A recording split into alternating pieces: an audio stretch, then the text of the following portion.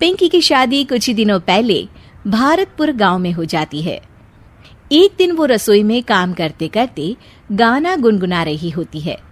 तभी उसकी सास आती है।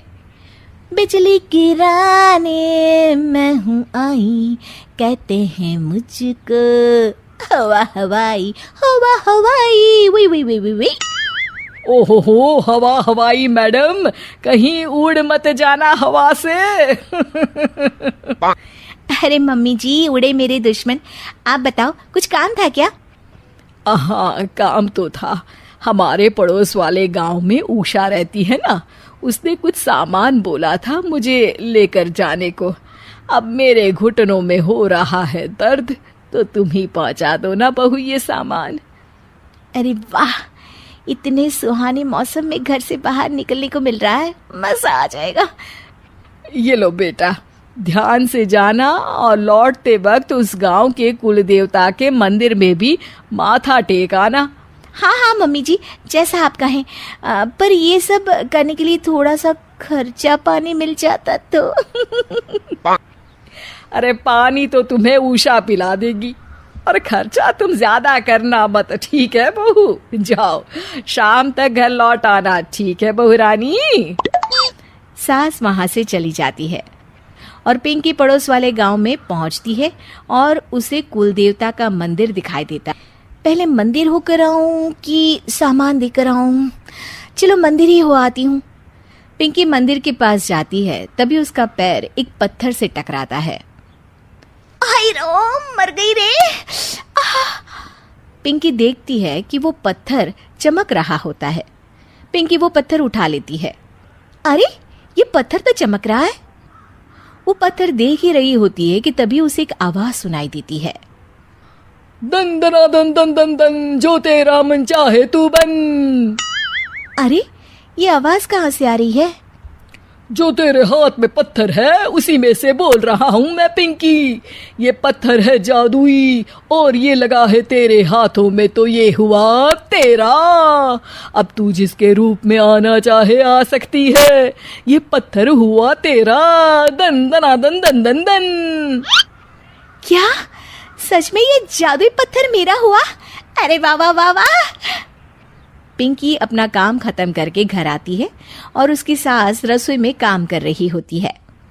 अब वक्त है इस पत्थर का इस्तेमाल करने का। बड़ी थकान हो गई है रास्ते में, सासू माँ से थोड़ी सेवा करवा लेती हूँ।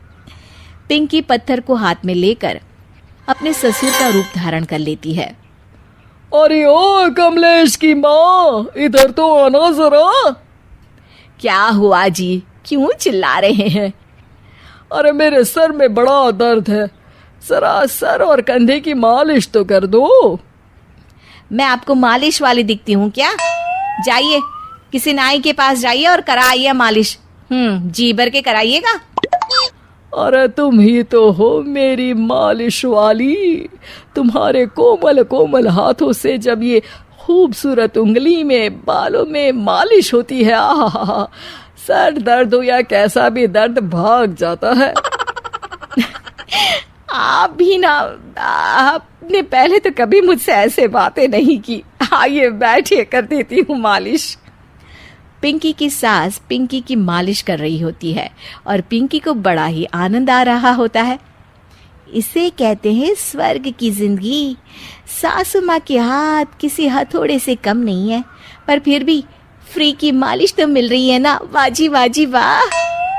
कुछ देर बाद पिंकी अपने कमरे में आ जाती है और पिंकी के असली ससुर घर आते हैं। पिंकी की सास अपनी तारीफों से बाहर ही नहीं निकली होती है। सुनिए जी, आज ना आपकी बातों ने तो मन ही मोह लिया मेरा। बातें? कौन सी बातें? अरे वही कि मेरे इतने मुलायम हाथ और इतनी खूबसूरत उंगलियां हैं।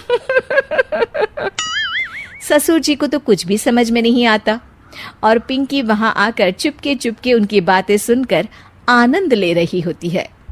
अरे मैंने ये सब कब कहा? आज तो मैं जल्दी काम पर चला गया था। अरे अभी मैंने आपकी मालिश की अपने इन्हीं कोमल हाथों से। कोमल और तुम्हारे हाथ, अरे कमलेश की माँ, तुम्हारे हाथ तो इतने सख्त हैं कि अखरोट ही तोड़ दे। मैंने तो आज तक तुमसे इसलिए मालिश नहीं करवाई, तुम्हारे हाथों को देखकर तो मुझे वो डायलॉग याद आता है, ये 2.5 किलो का हाथ जब किसी पर पड़ता है ना तो आदमी उठता नहीं, उठ जाता है।